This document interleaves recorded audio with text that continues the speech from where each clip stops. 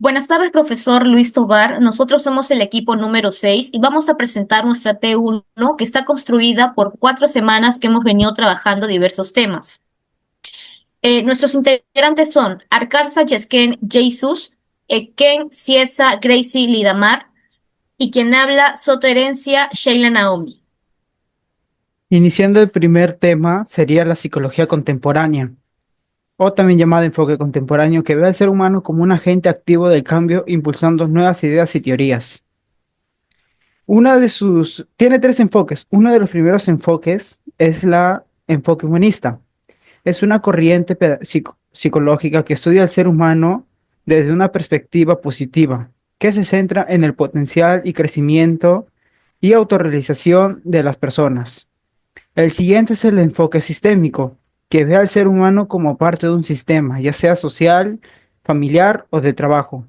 Y también se estudia como un sistema abierto donde su estructura está definida por las relaciones entre sus elementos.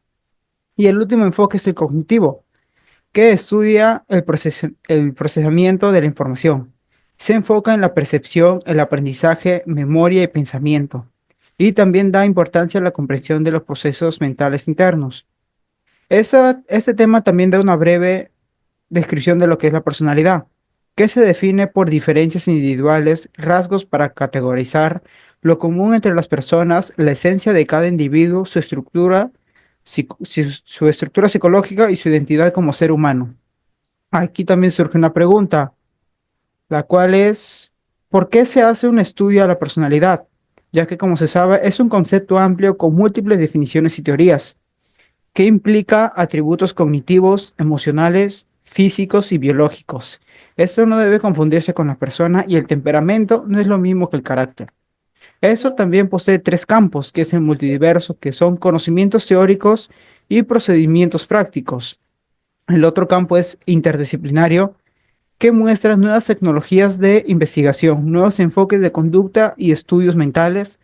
Y el último campo es el divergente, que es la capacidad de generar múltiples soluciones a un mismo problema. Las siguientes semanas son las corrientes psicológicas, que son seis. La primera es el cognitivismo, que es una corriente creada por diversos investigadores que estudia cómo las personas adquieren, procesan, almacenan y utilizan la información.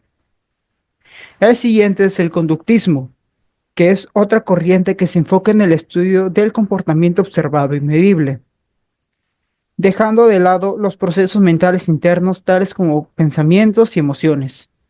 Sus principales características es que su enfoque en la conducta observable también está con el condicionamiento y la predicción y control de conducta.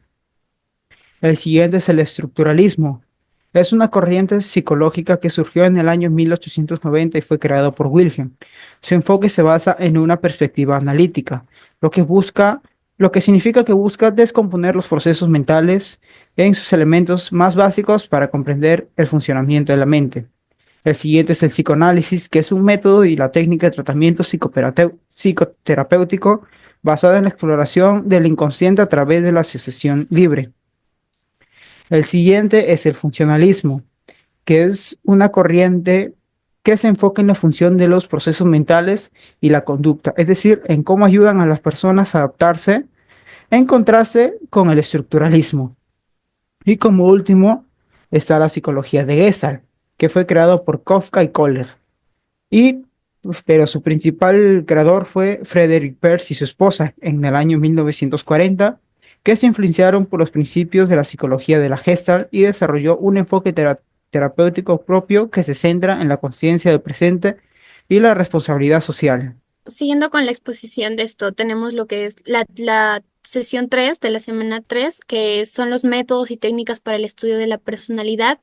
Tenemos cuatro métodos que existen diversas teorías de la personalidad, en la cual el primer método es el experimental, basado en el control y la manipulación de datos con el fin de lograr una explicación funcional.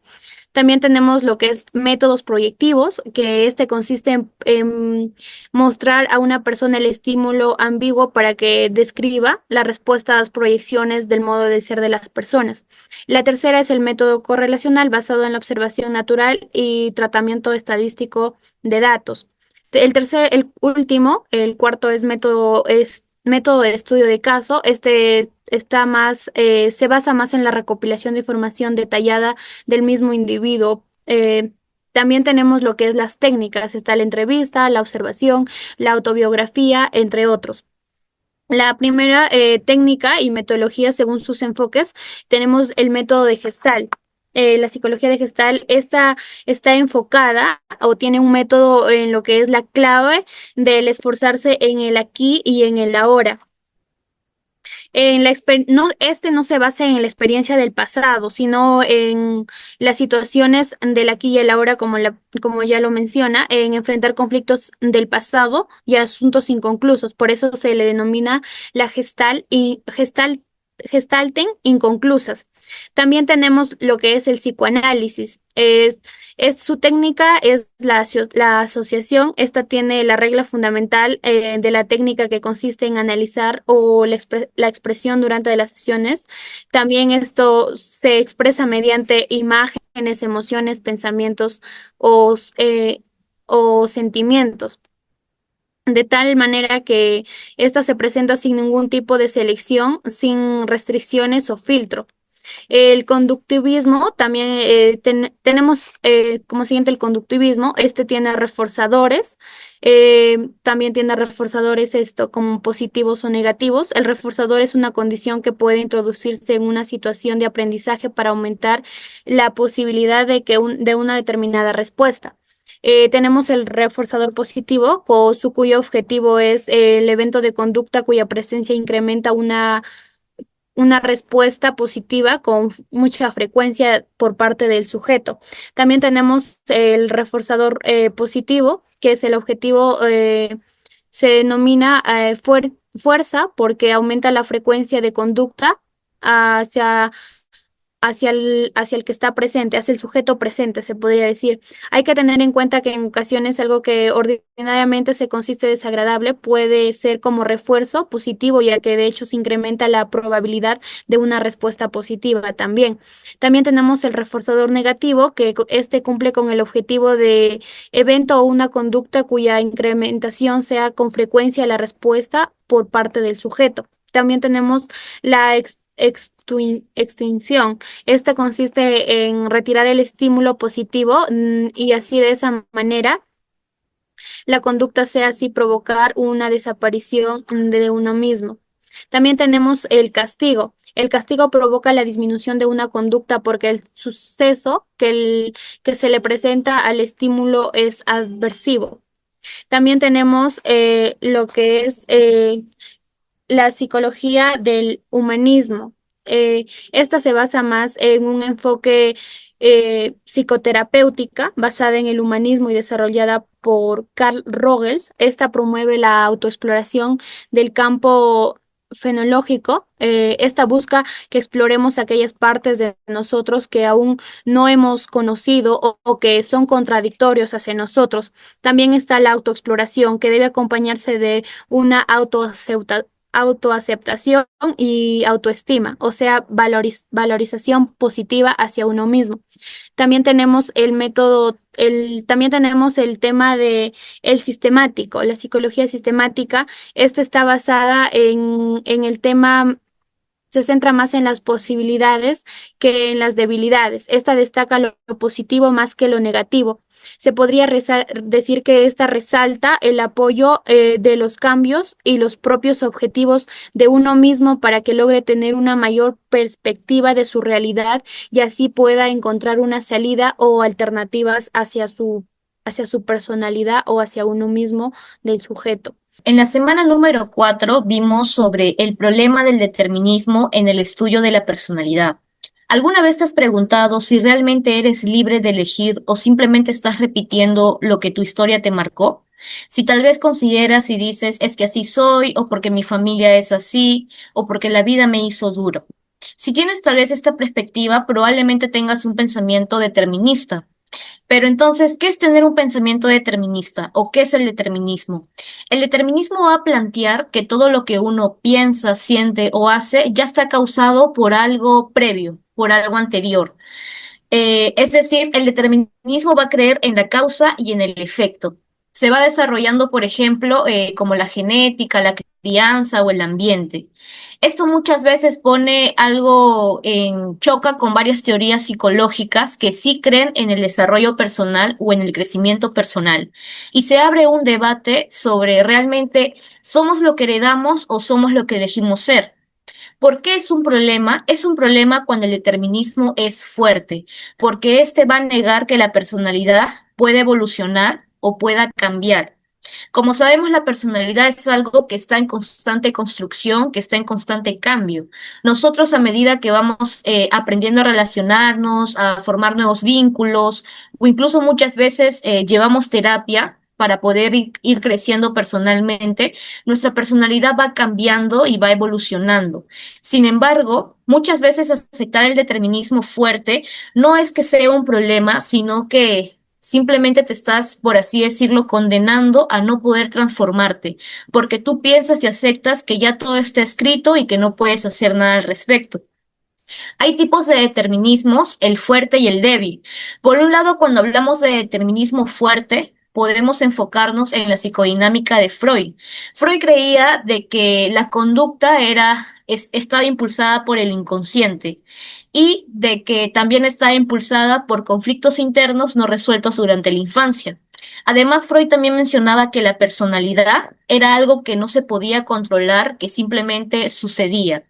Luego también tenemos el enfoque conductista de Skinner y de John Watson, de que nos dice de que el comportamiento se forma únicamente por estímulos o por refuerzos externos. Entonces, ¿qué quiere decir tener una postura determinista fuerte? La postura determinista fuerte nos va a decir de que hay factores que influyen y que está determinado tu futuro, que ya no se puede hacer nada al respecto y sobre todo que no puedes elegir libremente. Sin embargo, hay otra postura que es el determinismo débil, que en este determinismo débil podemos hablar de Carr y de Abraham Maslow. Ellos tenían un enfoque más humanista, un enfoque más interno. Ellos creían fielmente en que la persona tenía la posibilidad de poder reinventarse. ¿Qué quiere decir reinventarse? Es decir, que podía ir creciendo, podía mejorar y sobre todo podía decidir con libertad. Esto viene a ser el enfoque humanista de Carr y de Abraham Maslow. También por otro lado tenemos el enfoque cognitivo-conductual, que este enfoque evidentemente sí reconoce de que hay un tipo de condicionamiento, pero al mismo tiempo, por así decirlo, nos va a dar un tipo de esperanza. ¿Por qué? Porque el cognitivo conductual nos dice de que se puede modificar una conducta siempre y cuando una persona se haga consciente sobre sus pensamientos. Entonces, hoy en día, nosotros que somos jóvenes, que estamos en la nueva generación, tenemos una nueva posibilidad de decidir con la libertad. Porque muchas veces nuestros abuelos o incluso nuestros padres han tenido un pensamiento determinista, tal vez por falta de información, pero ahora que nosotros somos jóvenes, podemos decidir en qué queremos convertirnos, porque nosotros no somos lo que hemos heredado, nosotros somos lo que decidimos ser. Una reflexión final podría ser que siempre, siempre la personalidad va a estar en constante cambio. Es algo que va evolucionando. Tu personalidad no es fija.